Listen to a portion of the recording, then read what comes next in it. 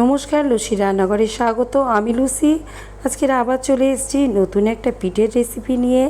আজকের পিঠে ক্ষীরকদম পিঠে খুব সহজেই বানিয়ে ফেলা যায় এই ক্ষীরকদম পিঠে, আর খেতে কিন্তু হয় অসাধারণ। তাহলে চলুন বন্ধুরা, দেখে নেওয়া যাক আজকের রেসিপি। আমি ক্ষীরকদম পিঠে বানানোর জন্য প্রথমেই আমি দুধটাকে ক্ষীরে বানিয়ে নেব। আর ক্ষীর বানানোর জন্য আমি গ্যাসেতে কড়াই করে বসিয়ে দিয়েছি। অপর একদিকে আরও একটা কড়া নিয়ে নিয়েছি, আর কড়াতে নিয়ে নিলাম 300 গ্রাম মতো জল। জলের মধ্যে দিয়ে দিলাম অল্প একটু লবণ। এবারে জলটা ভালো করে ফুটে উঠেছে, জলের মধ্যে দিয়ে দিচ্ছি হাতের মুঠো করে 2 মুঠো চালের গুঁড়ি আর 1 মুঠো হচ্ছে ময়দা। বেশ ভালো করে এবার আমি খুন্তির সাহায্যে এটাকে মিশিয়ে নিচ্ছি। ভালো করে দেখুন আমার জলটা চালের গুঁড়ি আর ময়দার সঙ্গে মিশে গিয়েছে। এখন আমি গ্যাসটাকে অফ করে দিচ্ছি। আর বেশ কিছুক্ষণ ধরে এইভাবে গরম অবস্থায় খুন্তি দিয়ে ভালো করে মিশিয়ে নিচ্ছি। এবার একটু ঠান্ডা হওয়ার জন্য অপেক্ষা করছি। অপরদিকে দেখুন দুধটা ভালো করে ফুটে উঠেছে। আরও একটু ফুটিয়ে নেব, তারপরে আমি দিয়ে দেব চিনিটাকে। এইভাবে কিছুক্ষণ নেড়ে নিচ্ছি। দেখুন দুধটা অনেকটাই ঘন হয়ে গিয়েছে। এবার দিয়ে দিচ্ছি চিনি। চিনিটা পরিমাণ মতো দেবেন বন্ধুরা। এবারে আরও একটু ফুটিয়ে নেব, আর দুধটাকে একেবারে ক্ষীর বানিয়ে নেব। ওইদিকে আমার চালের গুঁড়িটাকে ঠান্ডা হয়ে গিয়েছে। এবার ওটাকে আমি ভালো করে মিশিয়ে নেব। দেখুন বেশ মোটামুটি ঠান্ডা হয়ে গিয়েছে। একটু গরম গরম অবস্থায় এটাকে মিশিয়ে নিলে মেশানোটা খুব ভালো হয়, খুবই সফট হয়। আমি এবার অল্প অল্প করে ময়দা দিয়ে ভালো করে এটাকে মিশিয়ে নিচ্ছি। আর এই মেশানোটা মনে রাখবেন যেন খুবই নরম সুন্দর হয়। দেখুন আমার কিন্তু এই ডোটা একেবারেই সফট হয়েছে। এবার ছোট্ট ছোট্ট করে আমি লেচি কেটে নিচ্ছি। ঠিক যেমন লুচির লেচি কাটা হয়, ঠিক ওই রকম সাইজেরই আমি লেচিগুলোকে কেটে নিচ্ছি। এদিকে দেখুন দুধটা বেশ ঘন হয়ে গিয়েছে, একেবারে ক্ষীরের পর্যায়ে এসে গিয়েছে। এবারে আমি হাতটা দিয়ে এইভাবে নাড়তে থাকবো, নেড়ে নেড়ে একেবারে টাইট করে ক্ষীরটা বানিয়ে নেব। দেখুন আমার কিন্তু ক্ষীরটা একেবারে রেডি। এবার আমি গ্যাসটাকে অফ করে দিচ্ছি, আর ক্ষীরটাকে একটু ঠান্ডা করে নিচ্ছি। এদিকে দেখুন আমার সব কটা লেচি কেটে আমি গোল করে নিয়েছি। ঠিক এতগুলো হয়েছে। আর এই দেখুন ক্ষীরটাও কিন্তু আমার ঠান্ডা হয়ে গিয়েছে। এবার ভালো করে আমি হাত দিয়ে ক্ষীরটাকে কিছুক্ষণ ধরে মিশিয়ে নেব।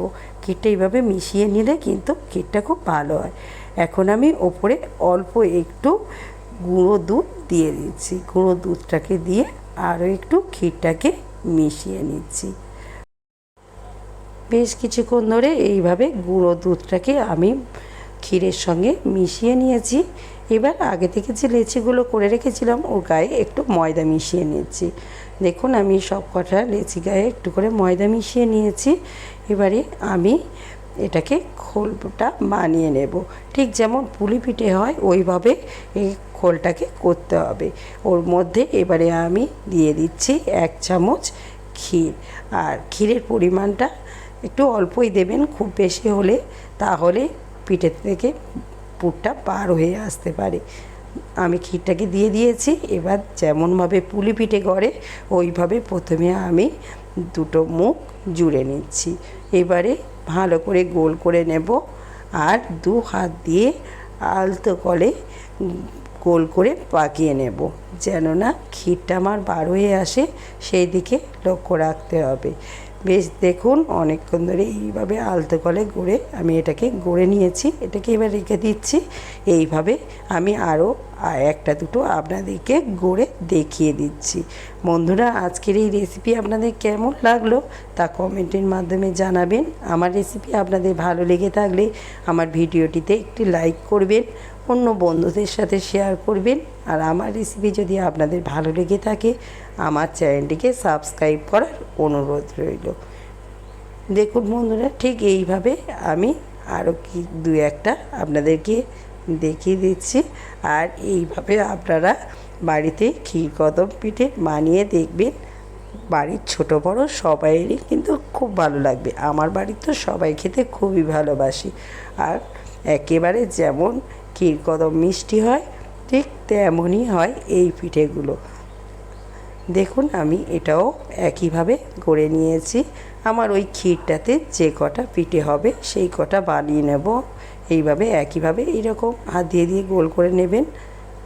দেখুন এটাও হয়ে গিয়েছে, এটাকেও আমি এখন রেখে দিচ্ছি। এইভাবে আমি সব কটা পিঠেকেই তৈরি করে নিচ্ছি। ওই ক্ষীরটাতে আমার ঠিক এতগুলো পিঠে হয়েছে।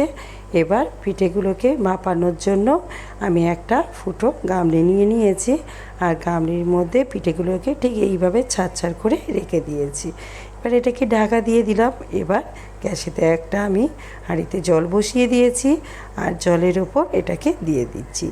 আমি এটাকে আধ ঘন্টা ফুটিয়ে নেব। আধ ঘন্টা হয়ে গিয়েছে, আমি নামিয়ে নিয়েছি পিঠেগুলোকে। এবার একটা পাত্রের মধ্যে আমি সব কটা পিঠে নিয়ে নিচ্ছি। দেখতে পাচ্ছেন বন্ধুরা কত সুন্দর দেখতে হয়েছে, আর খেতেও ঠিক ততটাই সুন্দর লাগে। এবারে এই পিঠেগুলোর উপরে আমি একটু গুঁড়ো দুধ ছড়িয়ে দিচ্ছি। ঠিক এইভাবে সব কটা পিঠের গায়েতেই দিয়ে দিতে হবে। হাত দিয়ে একটু মিশিয়ে নিচ্ছি। এরপরে আমি আরও একটু গুঁড়ো দুধ এর উপরে ছড়িয়ে দেব। দেখুন আরও একটু দুধ ছড়িয়ে দিচ্ছি। আমার কিন্তু এই ক্ষীরকদম পিঠে একেবারে রেডি। পিঠের ভিতরটা কত সুন্দর হয়েছে দেখানোর জন্য আমি একটা পিঠে কেটে আপনাদেরকে দেখিয়ে দিচ্ছি। দেখুন বন্ধুরা ভিতরটা কত সুন্দর হয়েছে, একেবারে দোকানে ক্ষীরকদম মিষ্টির মতোই দেখতে হয়েছে, আর খেতেও কিন্তু তেমনই হয়, অসাধারণ। তাহলে বন্ধুরা আজকের রেসিপি এই পর্যন্ত। আবার ফিরে আসবো অন্য কোনো দিন অন্য কোনো রেসিপি নিয়ে।